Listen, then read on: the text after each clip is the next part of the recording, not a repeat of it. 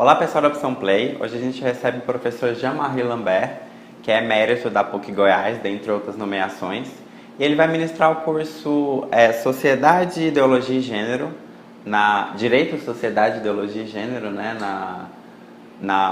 relacionada à OAB Goiás. E seja bem-vindo, professor. Obrigado. Qual que é o objetivo desse curso que o senhor está preparando? Esse curso tem uma história meio comprida. Em 2015, um grupo de alunos e professores da PUC Goiás, então, organizou uma equipe de estudo para analisar a ideologia de gênero e pronto. E aí foi um trabalho muito bem conduzido, assim, nas regras da arte acadêmica, realmente. E aí nós publicamos um livro coletivo e nós propusemos um curso sobre ideologia de gênero lá na PUC, mas um curso em perspectiva crítica. Então, o nosso objetivo é analisar, digamos, a ideologia de gênero como base de um movimento, de um projeto político globalista.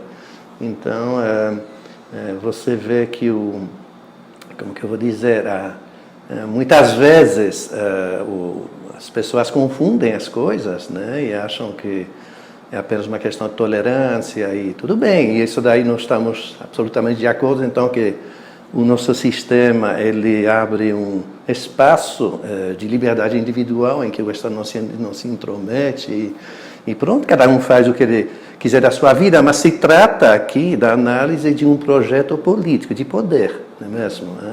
Então, é uma proposta que sugere uma mudança do senso de pudor, das pautas morais, do quadro institucional em que nós organizamos a procriação, então, casamento, família, filiação, então não é pouca coisa, né? E isso deve ser discutido.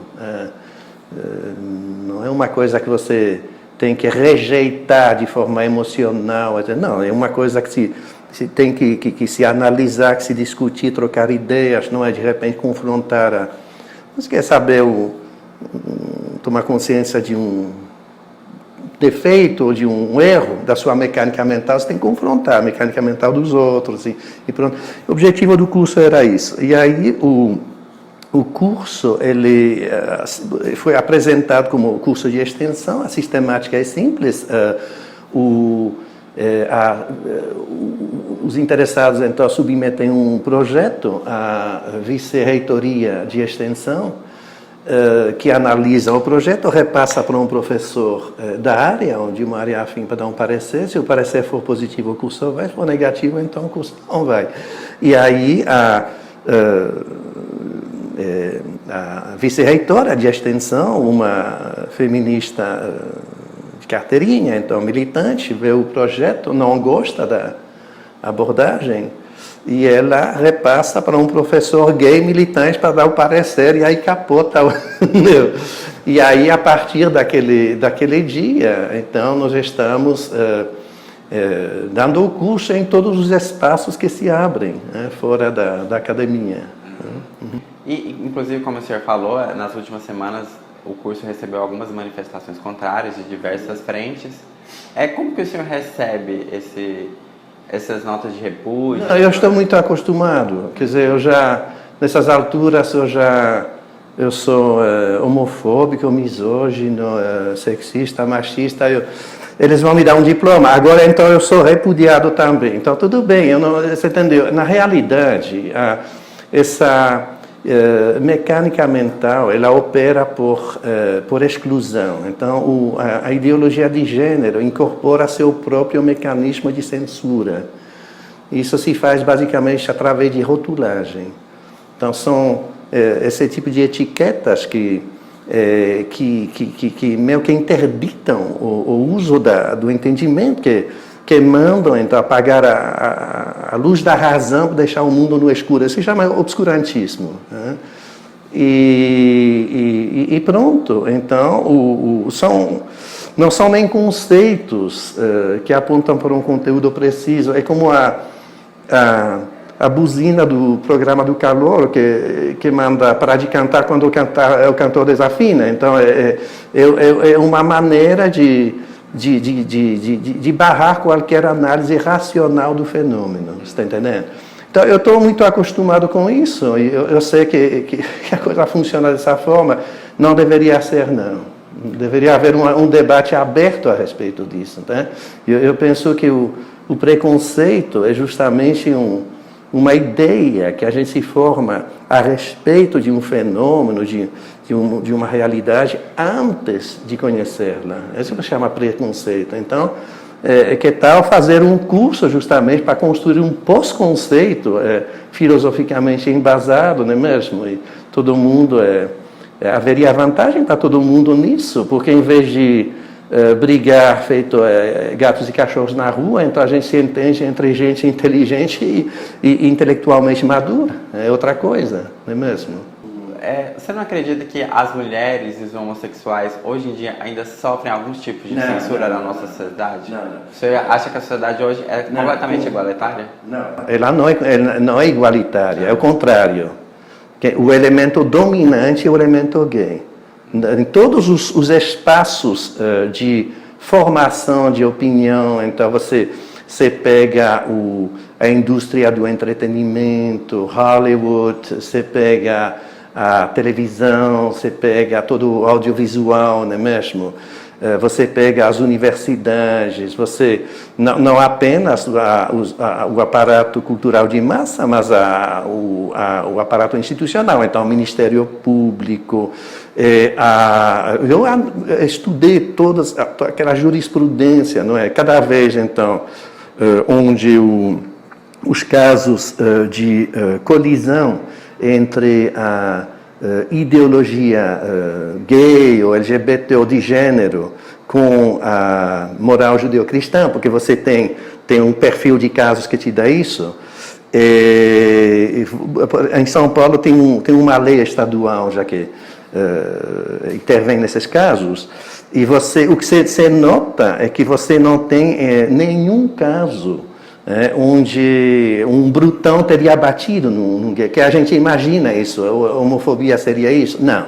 É sempre uma ONG gay silenciando a oposição por instrumentalização do judiciário. Você está entendendo? Então, realmente, eu estudei esse poder no plano internacional, nacional, é um projeto global mesmo. O elemento dominante é gay. Vamos dizer assim, gay antes opressor que oprimido no sistema. Você está entendendo? Então, não é uma coisa boa. Inclusive, é uma coisa que, em pessoas como eu, então, vai ocasionar uma oposição de tipo filosófico. E noutra pessoa, talvez menos intelectualizada, poderá ocasionar uma reação emocional que não é bem-vinda. Então, por isso que eu falo que o debate tem absolutamente que fluir. A gente falando sobre essa questão de poder, aí quando a gente analisa poder executivo, legislativo, CEOs de empresas, essas áreas de poder, você não acha que o gay ainda não está em minoria nessa questão? Não. Realmente, assim, eu vou ter que discordar. Então, o conceito de minoria ele não é apenas numérico, estamos de acordo? Então, ele implica uma posição de vulnerabilidade social e política, que faz com que, vamos dizer, um grupo dominado está desprovido, digamos, dos meios próprios de emancipação e precisa da ação corretiva do Estado. É isso o conceito de minoria. Você não encaixa o movimento gay nisso, nunca na vida. Então, você está falando do executivo, o executivo está multiplicando comissões, secretarias, comitês e tudo isso. Que você pega uma coisa como o Brasil, sem homofobia, aquele são 2 páginas de órgãos públicos e de ONGs financiados pelo Estado, entendeu? Então, Você não acha que elas são necessárias? Penso que não, assim, essa é a minha opinião. Elas são um elemento, na minha interpretação, opressor. Quer dizer, não estão defendendo um grupo humano em posição de fraqueza. Nunca na vida. Você vê, por exemplo, essa legislação de São Paulo a qual eu me referi. Então, você tem... eu me inteirei dessa coisa uns tempos atrás, porque eu fiz a defesa de um pastor, que ele tinha colocado como que chama? Um outdoor na frente da igreja dele, porque a parada gay ia passar. E aí a parada gay passava no horário do culto. E aí estava inconformado, e aí ele colocou aqueles versículos da Bíblia que falam que é pecado, esses negócios. Bom, e aí então uma ONG gay entra na justiça. Ela se sente ferida, viola a dignidade gay, tudo aquilo, toda a argumentação gira em torno do conceito de dignidade. Né? E aí então, o que você vai achar, o que você vai ter? No final do circuito, o juiz ele manda retirar o pôster, o outdoor, mas não a parada. Então ele contempla um segmento social com um direito de expressão exclusiva em detrimento de outro. E todos os casos que você analisa, eles vão nesse sentido. Então o elemento dominante é o elemento gay. E aí, esse pastor, por exemplo, a lei é assim feita que você pode fazer uma denúncia anônima na Secretaria de Direitos Humanos, qualquer coisa, acho que da prefeitura, do Estado de São Paulo. E isso basta para desencadear uma investigação. E basta para você obrigar um cidadão de bem a pegar o avião e ir para São Paulo para se explicar, largar seus afazeres.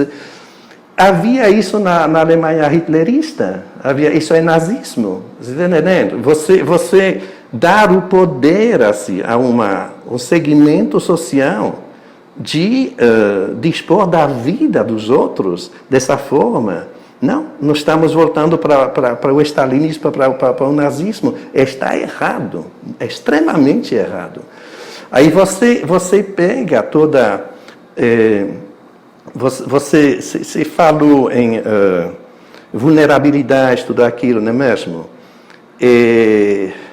De um ponto de vista político, gay vai muito bem, obrigado. Tá? Quer dizer, vamos dizer assim, eles dispõem de um poder político absolutamente desproporcional à importância numérica.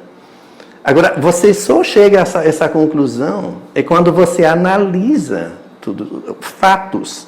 Você tem que penetrar a base factual. Entendeu? E não simplesmente ficar repetindo uma coisa. O que você está me fazendo, a sua pergunta, ela reflete isso. Então, se você se você se atira no chão 5 vezes ao dia e você fala que a ala é grande, no fim do dia a ala é grande mesmo. Você entendeu? Um condicionamento mântrico assim. Então, é o que está acontecendo agora. Você tem um massacre, uma espécie de lavagem cerebral que te faz pensar o que você pensou. Mas quando você começa a dissecar os fatos, você chega a conclusões distintas. Né? Então, eu penso assim, se você fala em homofobia, eu penso que você poderia, se você tende a ser objetivo, você, por exemplo, teria que falar em cristofobia também. Sim, você tem esse fenômeno.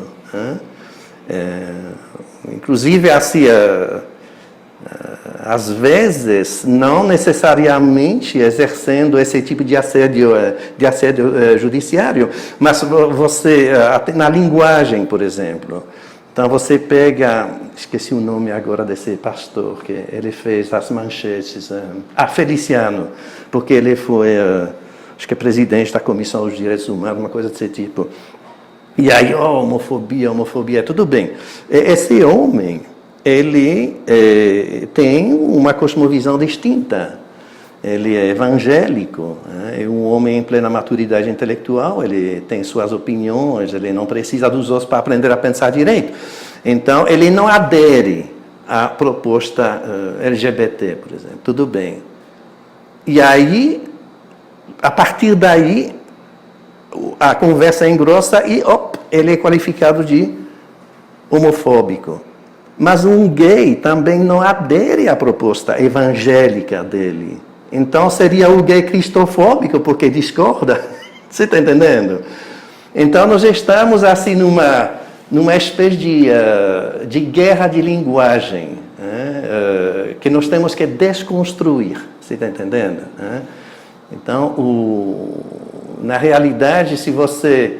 É como se você chegasse para um cristão chegasse para você, ou para um gay, ou para qualquer um, e falasse, escuta, você acha que homossexualidade é pecado mortal ou venial? Aí o gay falaria, cristão, esses daí são teus conceitos, não me compromete. Então você se vira com as consequências das suas invenções, não é mesmo? Então, da mesma forma, para mim, por exemplo, se você me fala, você é homofóbico, eu falo, então não sei, isso daí está na sua cabeça, não são meus conceitos, não é minha linguagem. Você me arrasta nessa caixinha, eu não funciono nessa base cultural, você está entendendo? Então, assim, da mesma forma que a ideologia LGBT desconstrói, por exemplo, a moral judeu-cristã, então eu desconstruo o próprio desconstrutivismo, está entendendo? É por isso que o pensamento gay é uma ideologia justamente porque ela desconstrói tudo menos a ela própria, ela critica tudo menos a ela mesma. Então ela julga tudo menos a própria ideologia. Então eu acho que também está na hora de julgar a juíza, você está entendendo? E de ver, então, de confrontar os pontos de vista e ver o que sobra dessa história. Tá certo. Então, professor, muito obrigado pela sua entrevista e até mais, pessoal.